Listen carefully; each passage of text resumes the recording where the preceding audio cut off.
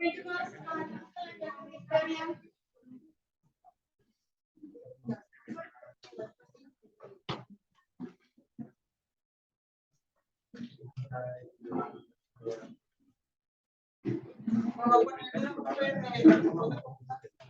pero vamos a acabar los temas.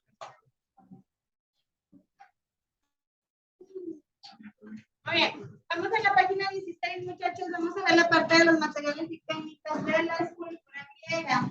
Dice por aquí que en la antigua Grecia se esculpieron abundantes relieves, tanto altos, bajos y medios, en lápidas, tablas fusivas o como decoración arquitectónica, como los frisos, las metopas, etc. Siendo estos últimos los considerados de mayor calidad, como por ejemplo los relieves atribuidos a Fidias en el Partenón. Estos relieves solían tallarse en piedra con herramientas de metal. El bronce, a la cera perdida, fue la técnica predilecta para la creación de estatuas públicas, pero también se usó mármol, piedra caliza y terracota. Las estatuas elefantinas de mármol y oro fueron las escasas por su alto costo y reservadas para las estatuas de culto más relevantes.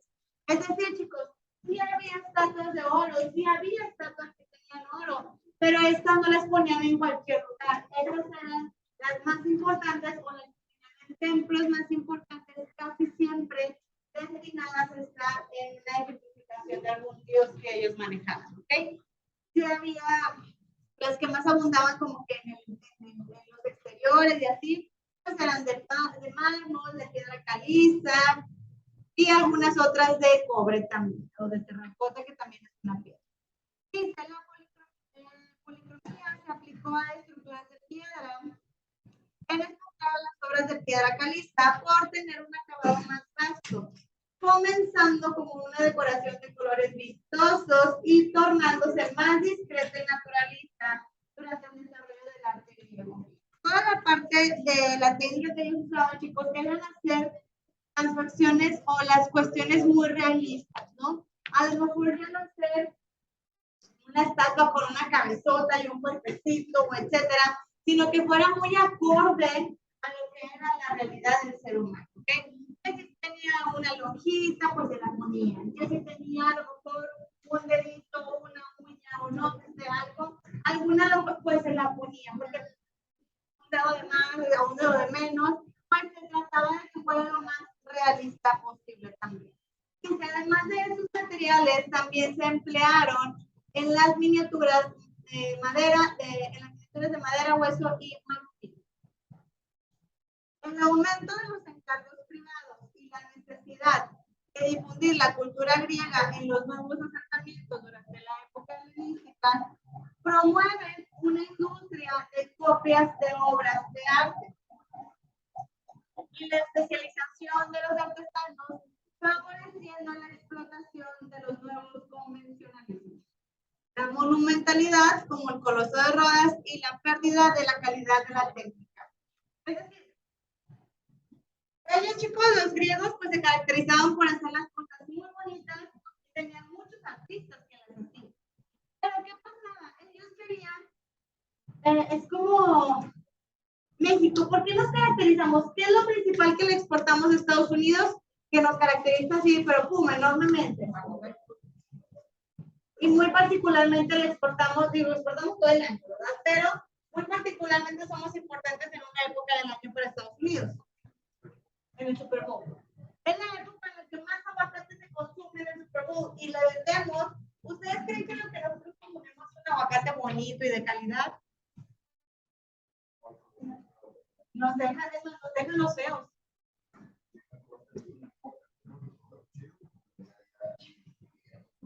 Claro, no, ¿por qué? Porque es el negocio, te lo pagan súper bien.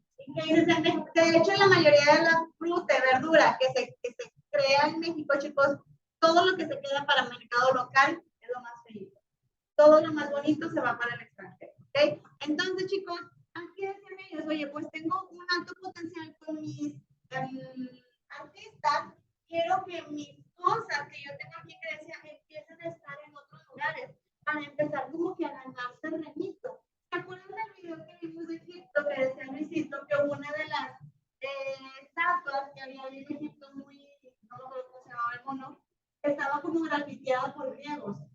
¿Por qué?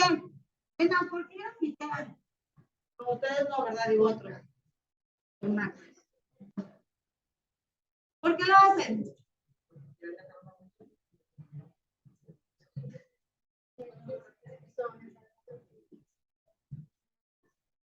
Dejar territorio, marcar huella, decir, hey, aquí estuve.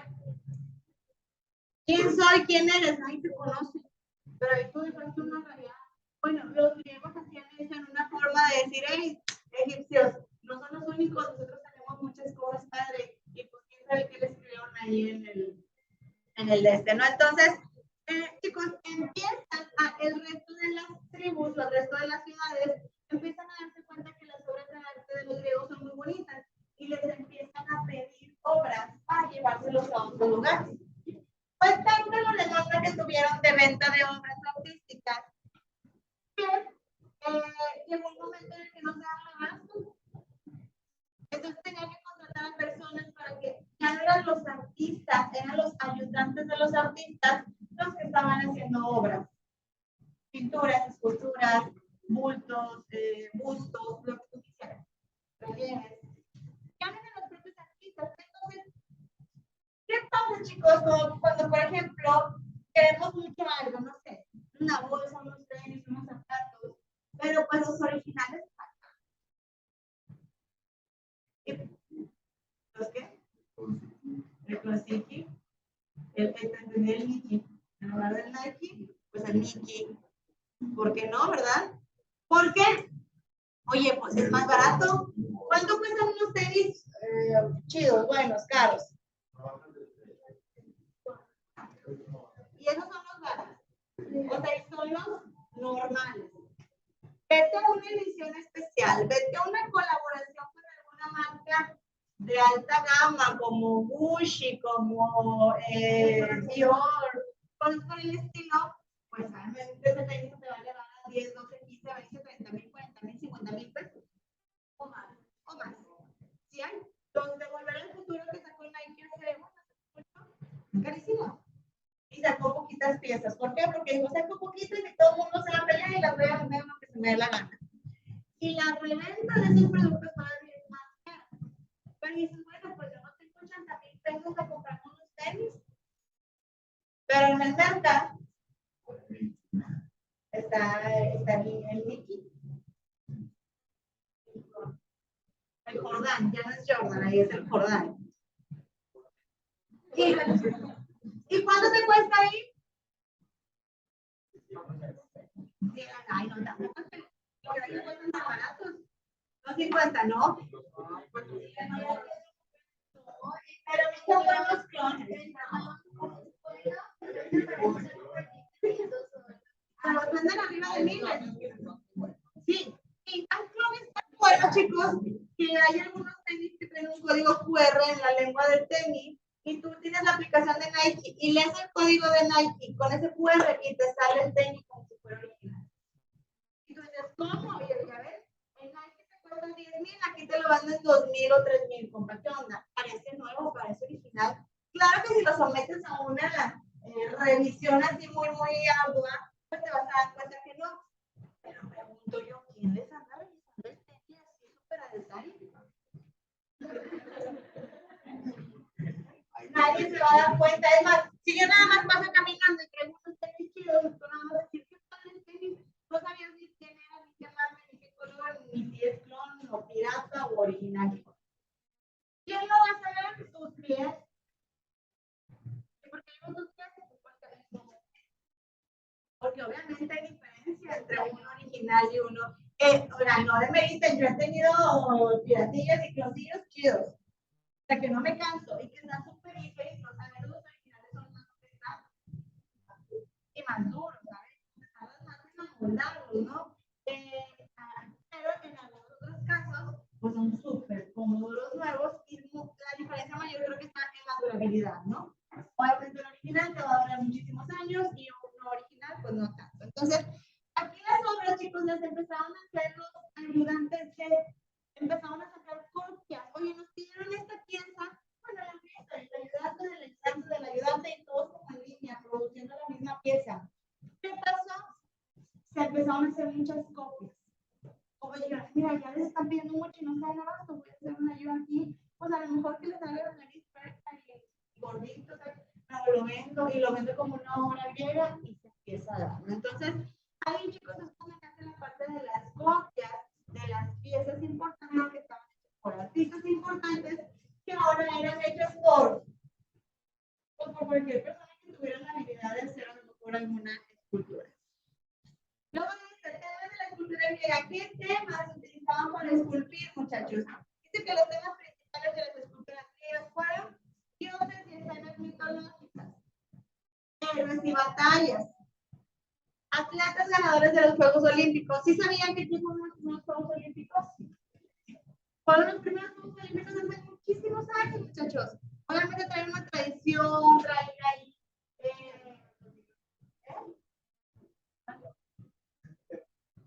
Dice esto que, pues aquí le tienen que dar la vuelta al mundo ya en algún momento.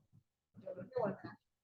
Dice estos tres temas nunca dejarán de estar presentes en el arte griego, jamás. Siempre que pensamos en arte griego o en cuestiones de Grecia, pensamos en los dioses, en la mitología, en los héroes y en las batallas que tuvieron por ahí, ¿no?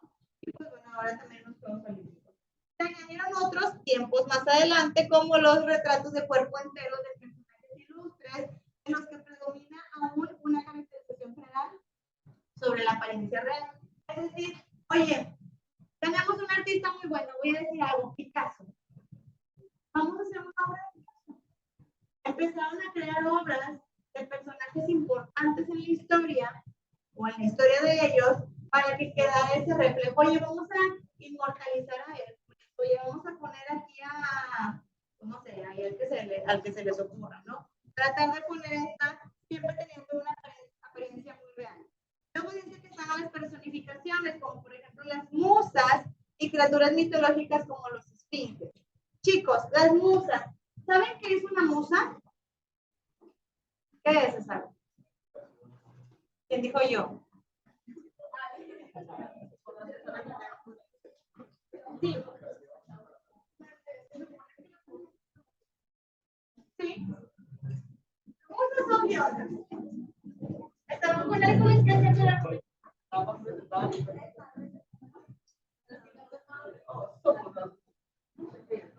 son como 7, eran como 7 más o menos las que estaban ahí. Chicos, en las musas, obviamente les llaman aquí, pero las musas, muchachos, eran utilizadas por los artistas en la Grecia para que se inspiraran. Ustedes tienen alguien que diga, esta persona me inspira. Hay cantantes, bueno, hay autores que escriben música, chicos, que ellos dicen, mi musa fue, no sé, por ejemplo, Jessie Joy. Bueno, yo, la estaba.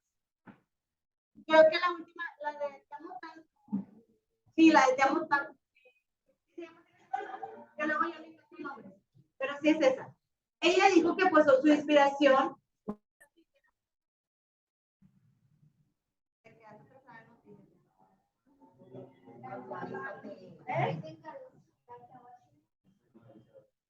Estoy hablando de la chava que se casó con otra chava. ¿Sí? ¿Tienes 2 hijos? Una niña y una niña. Tuvieron un niño después. Bueno, ella dice que esta canción que les dijo que estaban unos pedacitos. ¿No? Trataste así.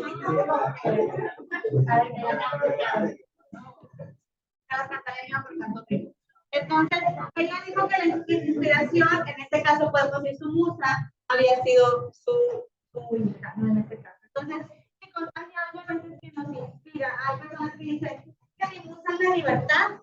Tengo que estar en un ambiente abierto y libre para poder crear cosas nuevas. Todos los creadores de contenido, chicos, normalmente están aislados. ¿A qué me refiero? Se van a una montaña, se van a un mar, se van a no sé dónde. Un lugar donde pueden estar como que en paz con su mente y les vengan las ideas o empiecen a fluir las ideas. Entonces, esas son las musas, chicos. También las musas están retratadas en algunas pinturas, más adelante las vamos a ver. Y obviamente interpretadas mitológicas, como por ejemplo los esfinges. Pero el esfinge lo vimos en Egipto.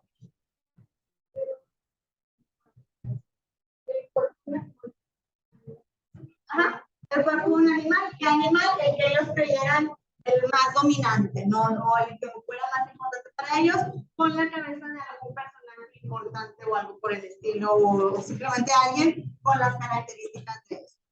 Luego dice, las escenas cotidianas también se tienen que ser importantes, escenas cotidianas como cocinar, barrer, comer, trabajar, se vuelven escenas importantes en las obras artísticas. Ustedes váyanse a la carretera, chicos, a la carretera nacional, allá en Los Cabazos, y todos los lugares que venden cuadros y cuadros de manzanas. Los que más hacen. Fíjense, también hay cuadritos de personas que andan como en el campo. ¿Por qué? Porque es una actividad cotidiana, pero que se vuelve muy artesanal. Por ejemplo, la recolecta de algodón. ¿Saben cómo se recolecta? A mano. ¿Sí saben que tiene espinas? ¿Dónde tienes el algodón? La gorrita del algodón, por así decirlo. Y las personas que lo recolectan, si no tienen una protección adecuada, terminan súper dañados. Oigan, se vuelve artístico. Todo, tú dices, hay un médico. Pues esto también es un trabajo, sí, pero es algo artístico. Con que te hagan, imagínate que te hagan todo la cicatriz. Pues tienes que estar. De hecho, dicen personas con pulso de maraquero, o sea, que nos tiembla la mano, no pudimos haber sido médicos, porque imagínate, te vas a contar aquí, pero no hay todo de un peligro y cortas algo que no era así. No, pero aún así, chicos, pues es un arte. Y peor cuando es algo de emergencia, ¿no? Cuando es algo de emergencia, los médicos lo que van a hacer es salvarte la vida. Se van a olvidar si te dejan cicatrices o no. Es más, cuando estamos dando RCP, chicos, los paramédicos te dicen que muy probablemente vayas a fracturar costillas.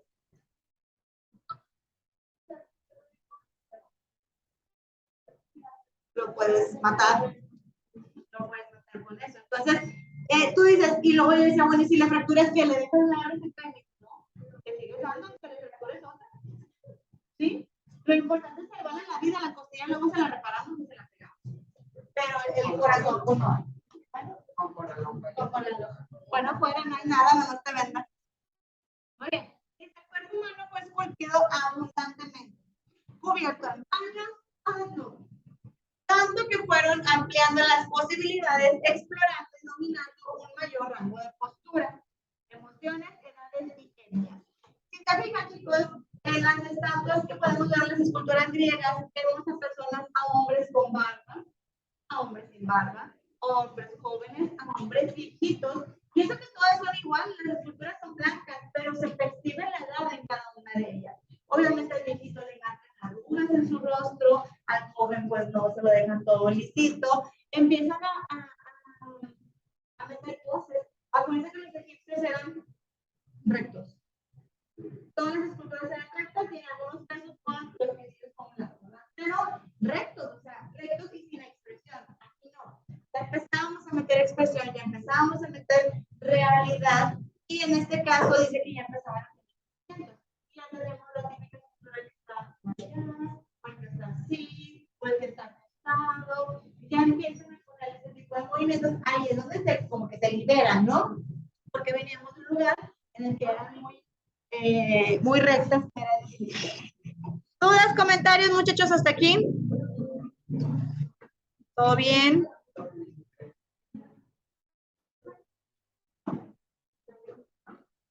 Hey, ¿no hemos acabado? Denle tranquilo. No hemos acabado. Les voy a poner un video.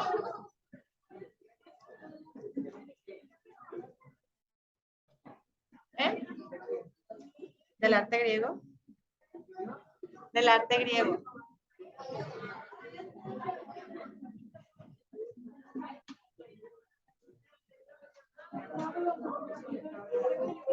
Ahorita.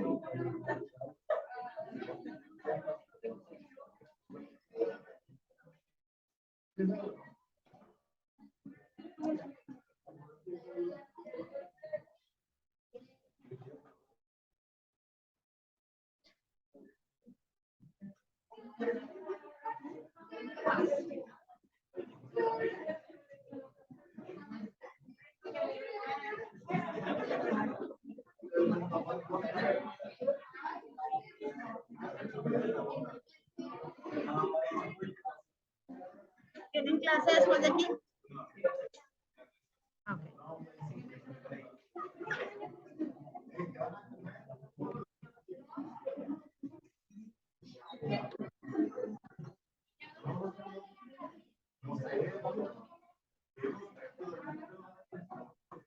¿Está desconectada la televisión? Sí.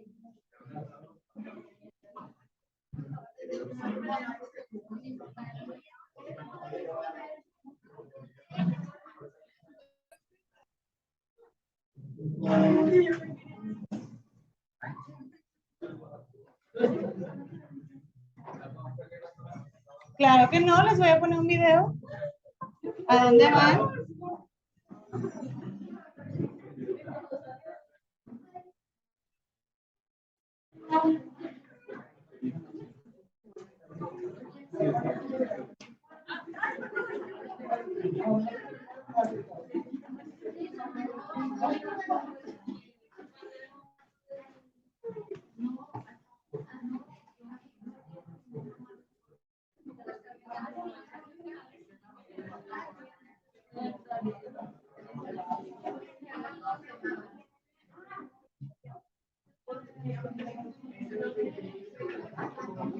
A ver. Muy bien, chicos, les voy a poner un video, por favor, presten atención.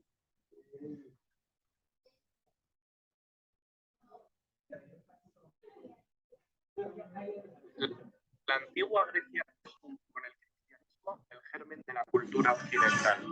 Su historia se divide en 4 periodos: edad oscura, época arcaica, periodo clásico y periodo helenístico. La civilización griega tiene su origen en la civilización cretense o minoica de la isla de Creta y en la micénica de la ciudad de Micenas. Los cretenses construían palacios como el Palacio de Notos, con grandes habitaciones, escaleras monumentales, jardines y almacenes para el legendario rey Minos. En cuanto a la cultura micénica, situada en el centro y sur de la península griega, podemos destacar que también fueron grandes constructores. El sitio arqueológico más importante es el de Micenas, con la Puerta de los Leones. Estos helenos formaron la primera cultura avanzada de lengua griega. Esta escritura fue bautizada recientemente como lineal B. Su economía era muy estructurada y dependía del comercio de productos como lana, vino y esclavos. Se les considera los antepasados directos de los griegos. Cuando colapsa la civilización micénica, nos adentramos en la Edad Oscura. Se le llama así debido a las pocas fuentes y documentos que se han encontrado de este periodo. Este periodo transcurre entre el 1200 hasta el 776 a.C. La Edad Oscura en el mundo griego significa el paso del bronce al hierro, la transición de lo prehelénico a lo helénico. Abarca lo sucedido durante los siglos que separan la descomposición del mundo micénico y la eclosión del mundo heleno. Al finalizar la Edad Oscura, comienza la Edad Arcaica, que va del 776 al 499 a.C. Los griegos necesitaron más tierras y consiguieron expandir sus territorios. Las tribus griegas fueron estableciéndose en Grecia continental y las islas del mar Egeo, en un primer estadio, para acabar con... ¿Se acuerdan cuando hablamos de los maremotos y terremotos? Ahora ya lo ubican en el mapa que está rodeado por agua. Estando Asia Menor y el sur de Italia y Sicilia, conocido como Magna Grecia. Estas tribus indoeuropeas hablaban distintas variantes de la futura lengua griega, emparentada con la lengua micénica. Estos pueblos eran los aqueos, jonios, dorios, eolios, arcadios. En la época arcaica, la nobleza arrebató el poder a los reyes y se formaron las distintas ciudades-estado o polis: Atenas, Tebas, Esparta, Corinto, Argos, etc. La necesidad de encontrar nuevas tierras, el aumento demográfico y los conflictos sociales les llevaron a buscar nuevas colonias independientes tanto en el este como en el oeste. Esto supuso un enorme despegue económico. Aspectos que favorecieron la colonización fueron la aparición del oclito, o soldado de infantería griego, el progresivo uso del trireme, navío de 3 filas de remos más ágil que las embarcaciones fenicias, y la introducción de la moneda para las transacciones comerciales. En la decisión de fundar nuevas colonias, como en la elección de su función, jugó un papel fundamental el oráculo de Delfos, del que más tarde hablaremos. De esta manera la cultura griega se expandió. Aunque fueran ciudades-estado independientes que guerreaban entre sí, había un sentimiento de pertenencia a una misma cultura común y un sentimiento de unidad. Compartir una misma lengua, tenían los mismos cultos y creencias y se reunían en las mismas celebraciones. Los romanos llamaron griegos a los habitantes de la antigua Grecia, aunque estos se llamaban a sí mismos helenos, y con el nombre de Hélade se conoce al territorio en el que se asentaron. Hola, hablamos español. Voy a necesitar que me digas un nombre, dirección. Tras la época arcaica comienza la Edad Clásica, del 499 al 323 a.C. En este periodo ocurrieron las guerras médicas, una liga de pueblos griegos contra el temible imperio persa. Todo comenzó cuando las ciudades jonias de Grecia y Asia Menor se rebelaron contra el dominio persa. Muy pronto, las demás ciudades formaron una confederación militar contra un ejército persa que estaba bajo el mando del rey Darío I, iniciándose la Primera Guerra Médica. Esta guerra se saldó con una victoria griega. La guerra se reanudó en el 470 a.C. bajo las órdenes del rey Jerjes, hijo de Darío. Los aliados griegos, con Esparta y Atenas a la cabeza, lograron vencer nuevamente al imperio persa. Famosas son las victorias griegas en Salamina y Platea, o la defensa heroica espartana del desfiladero de las Termópilas, liderada por el rey Leónidas. La suerte no solo de Grecia, sino de la civilización occidental, se había jugado en una serie de jornadas decisivas. Atenas inició una época de esplendor bajo el gobierno de Pericles, que cambió el mundo occidental. Sin embargo, pronto Esparta pretendió liberarse del poder ateniense. Espartanos y atenienses, antiguos aliados, iniciaron una larga guerra llamada la Guerra del Peloponeso, que concluye con la derrota de los atenienses y la nueva supremacía de Esparta. Aunque pronto se produciría un nuevo renacimiento de Atenas tras el debilitamiento de Esparta y su guerra contra Tebas. En su último periodo, el helenístico, del 323 al 30 a.C., Alejandro, hijo del rey Filipo II de Macedonia, heredó de su padre una Grecia derrotada y acabó sometiendo al imperio persa.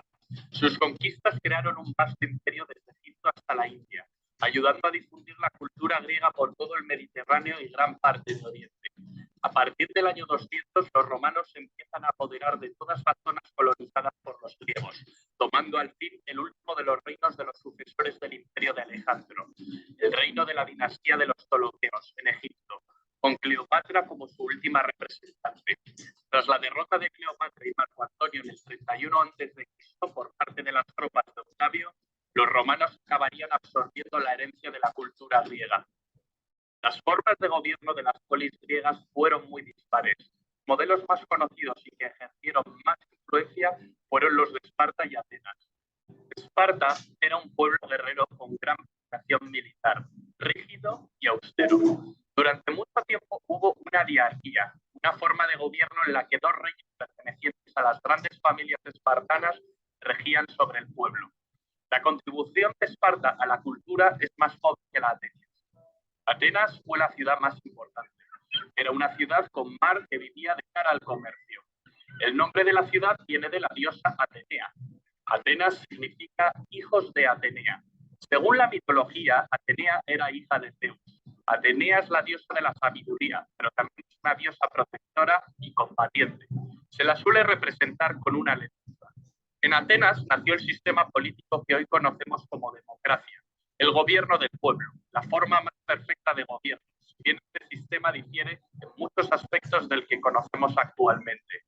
Fue Pericles quien sentó las bases de este gobierno democrático, pero en siglos anteriores la obra de legisladores como Solón y de tiranos como Pisístrato y Clístenes hizo posible que los ciudadanos atenienses participaran en las tareas políticas.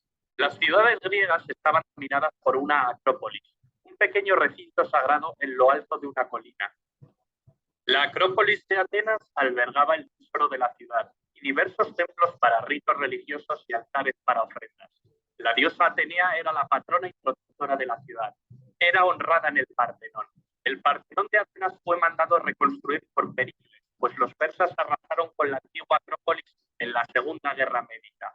Fue realizado como agradecimiento de la ciudad a los dioses por su victoria definitiva.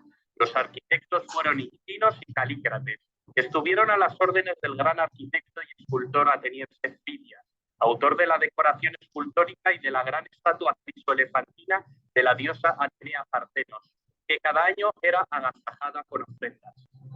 Un ejemplo es la procesión panatenaica, Esta procesión atravesaba la ciudad. Comenzaba en el Ágora y ascendía hasta la Acrópolis durante el Festival de las Panateneas, en el que se ofrecía un vestido llamado peplo a Atenea. El Ágora de Atenas era el centro de la actividad política, administrativa, comercial y social. Aparte de las acrópolis, había otro tipo de recintos sagrados. Estos eran los santuarios. Un santuario era un recinto panhelénico, por lo tanto su financiación, a diferencia de las acrópolis, dependía de todo el mundo griego. El santuario de Delfos era el más importante del mundo. Estaba dedicado al dios Apolo. En él se hallaba el oráculo. El oráculo de Apolo en Delfos se convirtió en toda una institución en Grecia. Cuando se consultaba, una sacerdotisa llamada Pitonisa entraba en trance y pronunciaba palabras inconexas que un sacerdote daba después coherencia en forma de proverbios. El que buscaba consejo extraía de él una predicción, que se podía interpretar de muchas maneras. El oráculo nunca fallaba. Lo que podía fallar era la predicción. Peregrinos de toda Grecia, incluso extranjeros, se acercaban a Delfos a consultar el oráculo, que jugó un papel muy importante en la fundación de nuevas colonias o en asuntos de guerra. Otro santuario muy famoso es el santuario situado en Olimpia. Estaba dedicado al dios Zeus. En este santuario se celebraban cada olimpiada, es decir, cada 4 años, los Juegos Olímpicos. Los Juegos Olímpicos servían no solo para honrar a los dioses, sino para acercar a los diferentes pueblos helénicos. Durante la celebración de la competición se promulgaba una tregua para permitir a los atletas viajar en condiciones de seguridad desde sus polis hasta Olimpia. Los Juegos Olímpicos de la antigua Grecia fueron bastante diferentes de los modernos. Había menos eventos y solo los hombres libres que hablaban griego podían competir. Los griegos competían en las modalidades de carrera, lucha, lanzamiento de disco, jabalina, salto, carreras de caballos y otras pruebas. El premio era una corona de olivo y el reconocimiento en su ciudad de origen. Con frecuencia los poetas se convertían en celebridades y vivían el resto de sus vidas a costa del erario. Los primeros Juegos Olímpicos se cree que se celebraron en el 776 a.C., fecha que marca el inicio de la época arcaica. Ya han ido apareciendo algunos de los dioses griegos. Los griegos creían en un panteón de 12 dioses que, según la mitología, vivían en el monte Olimpo. Todo comenzó cuando Urano cometió incesto con su madre Gea, la madre tierra. De este incesto surgieron primero los cíclopes y después los titanes. De los titanes surgen los dioses. Para entender las intrincadas relaciones entre titanes, dioses, hombres, semidioses, etc., os aconsejamos ver el vídeo de mitología griega y romana publicado en este canal.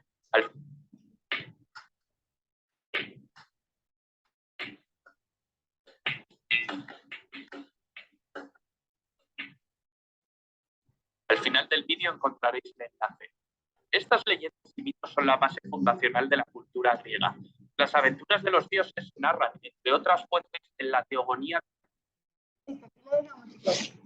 Mañana les termino de poner ese y otros 2 que traigo por ahí de este mismo tema. ¿Dudas, comentarios, chicos? ¿No? Listo. Nos vemos el día de mañana, si Dios quiere. Tengan buen día.